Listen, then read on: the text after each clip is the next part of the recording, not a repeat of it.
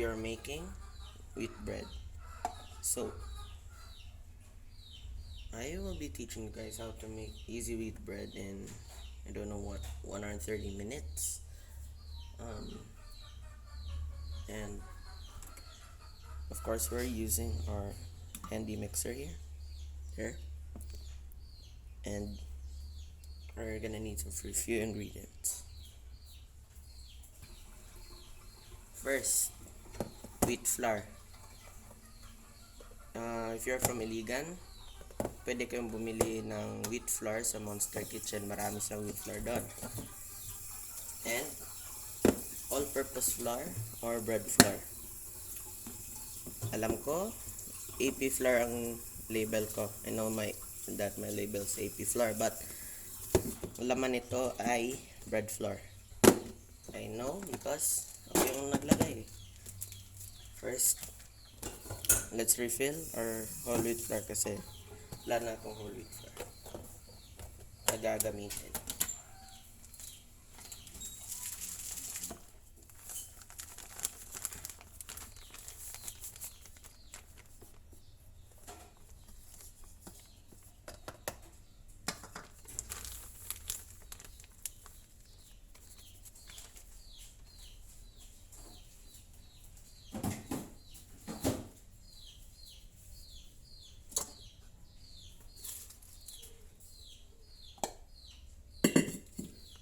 There. Refilled na yung wheat flour natin.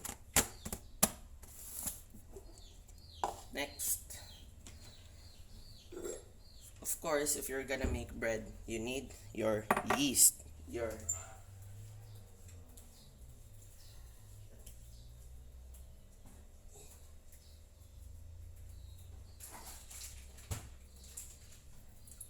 You need yeast para tumubo yung bread nyo. And of course, para gumawa ng yeast mixture, we need yeast. But what liquid are we gonna use para mag-develop yung yeast? I use Bear Brand milk. Lalagyan ko lang ng mainit tubig.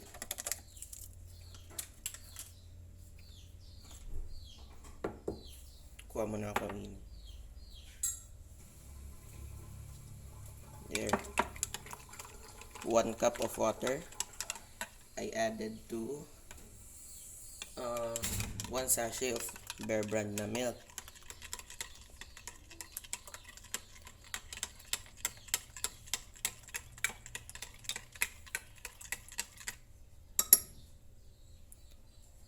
To test kung mainit ba siya or hindi, you can either use one of these, a thermometer. Only needed about 76 degrees Fahrenheit.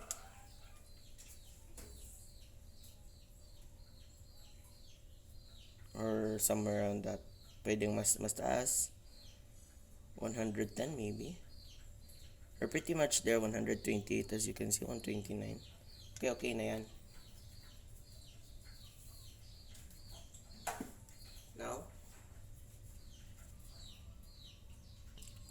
Now, we're gonna add our yeast. Lagay kayo ng 2 teaspoons of yeast.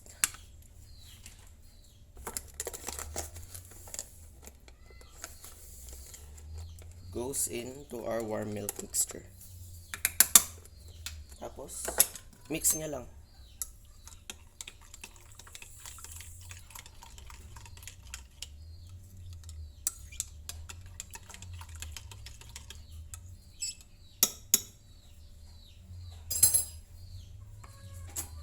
That's it. We're just gonna let that sit for about 5 to 10 minutes. So while this is sitting, we'll prepare our flour. Limutan ko. Transfer it to one of these plastic containers. It's much easier kasi for me to pour it in. Mas mahirap kasi dito. There's only a little spout. Kasi dito, pwede mong ma-bend ganyan. Mas madali. That's it. In our mixing bowl, we will put 2 cups of wheat flour.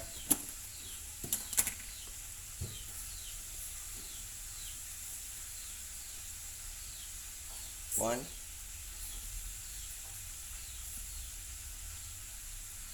two. I'm sure you have seen countless videos of me making lots of bread. Pero I'm doing a detailed tutorial on making wheat bread. Don't worry, I only derived this recipe from another YouTuber. Kasi I only learned through YouTube. Then, we will add half a cup of bread flour. You might be asking, bakit lalagyan pa natin ng bread flour? Kasi, I think only na wheat flour doesn't have much flour. It more has kind of these grains, if you can see. Wait. Meron siyang mga maliit na grains. And I think it doesn't give enough structure sa bread natin. And that's why bread flour is added. Half cup. I used 1/4 cup for that. I don't know where my 1/2 cup went. Of course, for the yeast to grow,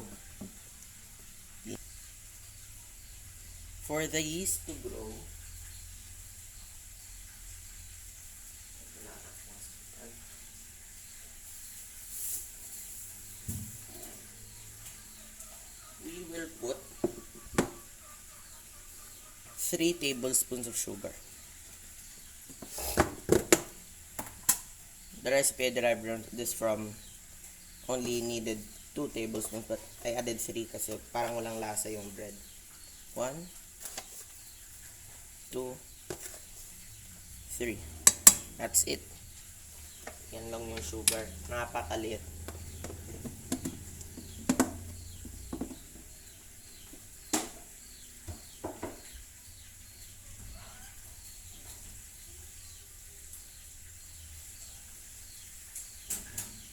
Last but not the least, the most important ingredient of all. 1 teaspoon of salt. Now, para maganda naman yung pag-mix ng ating bread, para equal yung lasa ng dough natin, we will mix this around a little. Ano naman?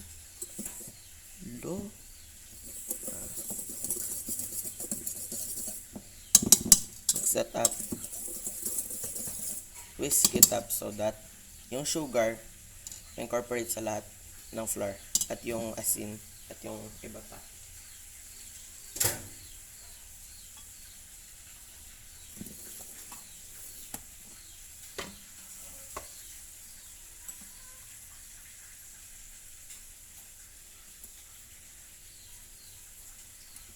Now, i-attach natin siya sa mixer natin.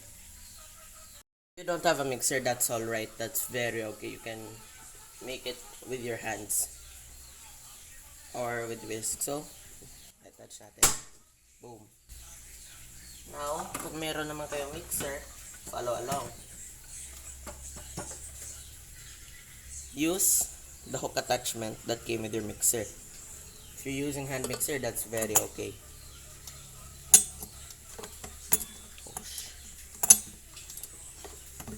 Oh no. There. So,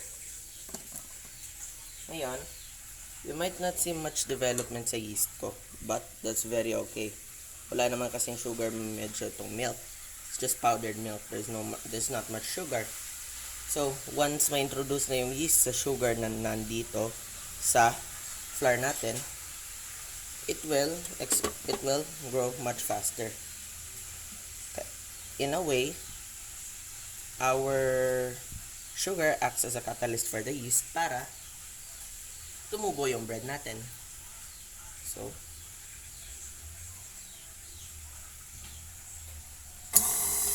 mixer on. Then slowly pour yung yeast nyo. Yeast at milk mixture.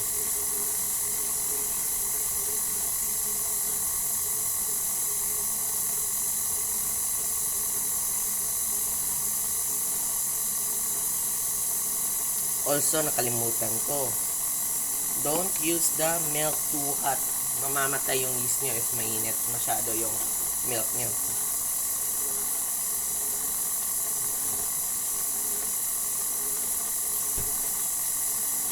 While that's mixing,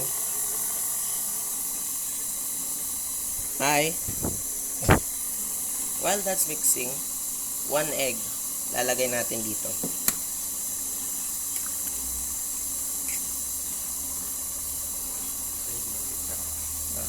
Egg.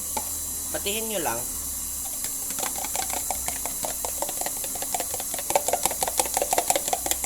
I used the container na nilagyan natin ng milk kasi we will also extract the remaining milk. Sayang naman.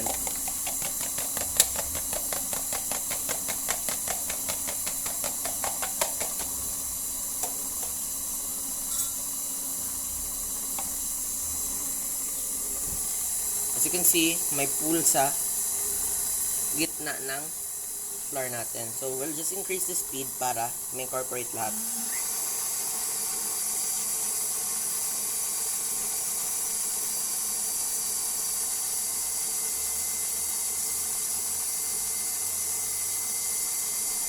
Increase the speed just more.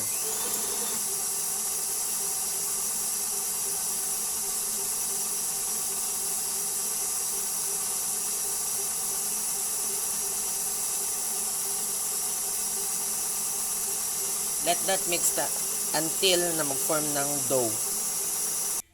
Ayun. We have a mass. We have a dough mass. Pero sticky siya.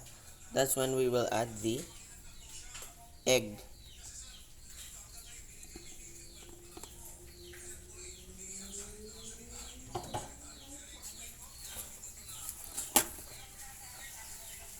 Then, we will mix again.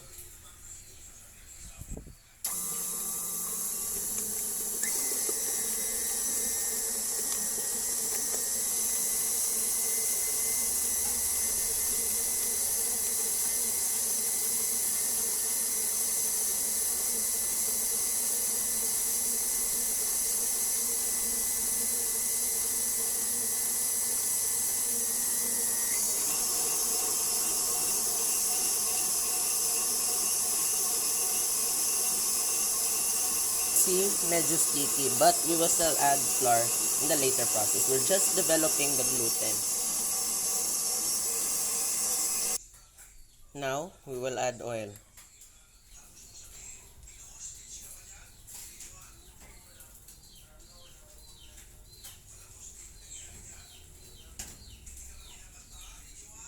I am using oil. Kahit anong oil, basta oil. You can even use olive oil, coconut oil, any oil you want. 2 tablespoons of oil.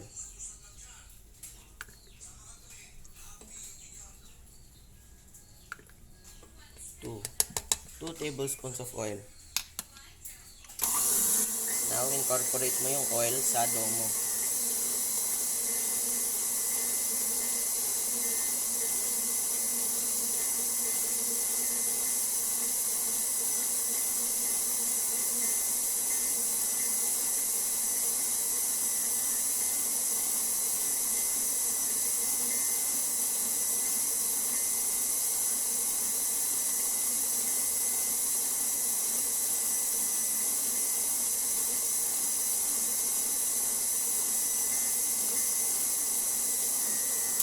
Sige, stop muna. I'll just explain to you what we're doing. We're developing gluten sa dough. We are making the structure of the dough. Kasi kung walang gluten yung dough, hindi magiging bread yung kalalabasan. So now, lagyan natin ng bread flour.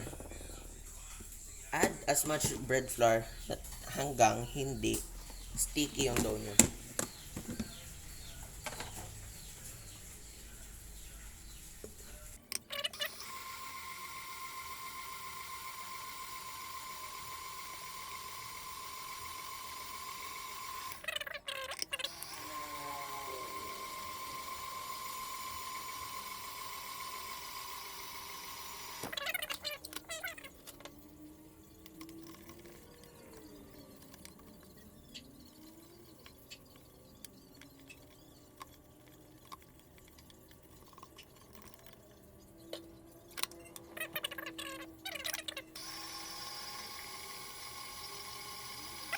So I think that's good enough. We'll still need it on the board. So ito tayo sa board natin. So ngayon, we'll take flour and dust yung board natin so that the dough doesn't stick anywhere. Now, dump out your dough from the bowl. Ilagay nyo sa part na meron yung flour.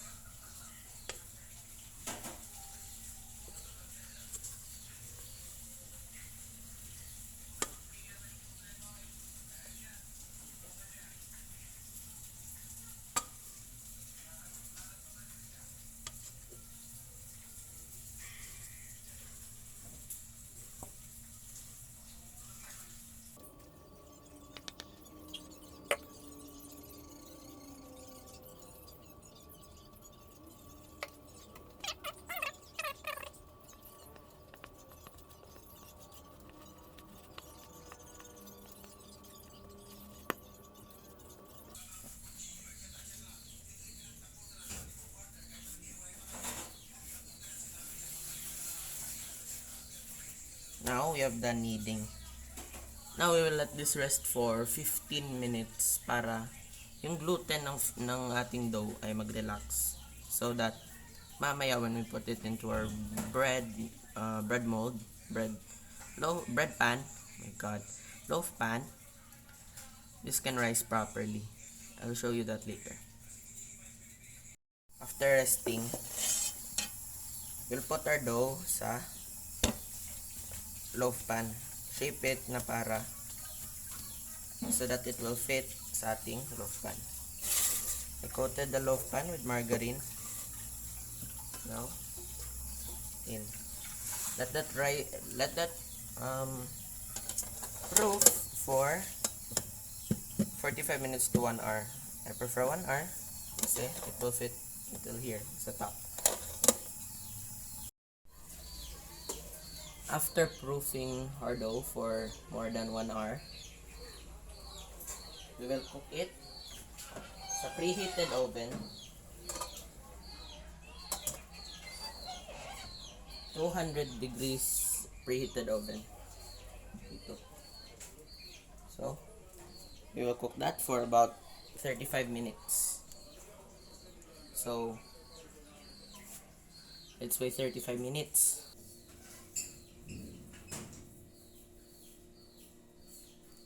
So, luto na yung bread natin. It hasn't rised much but it's okay. As long as it's cooked, masarap pa rin yan.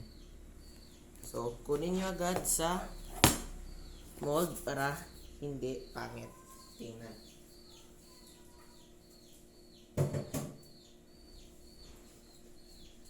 Medyo mainit siya, so flip natin. Okay. So, yan na yung wheat bread natin. Palamigin nyo muna bago nyo kainin. At yan na. Madaling wheat bread. Made with only a few ingredients. So,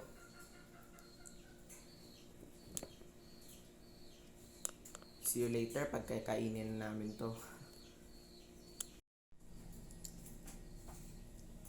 So, nagluto kami konting spaghetti. Tapos ito yung bread natin. Medyo malamig na, pero mainit pa rin. Warm.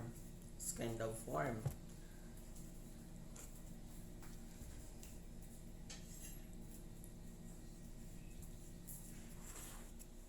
Iwa tayo isang slice. As you can see, yung fermentation ng yeast natin, ganda. Mamaya na ako kakain spaghetti. B!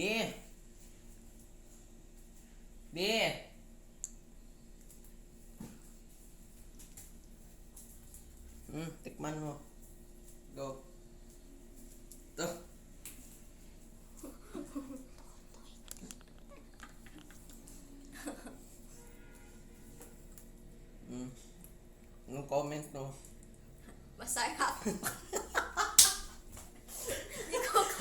Tagalog.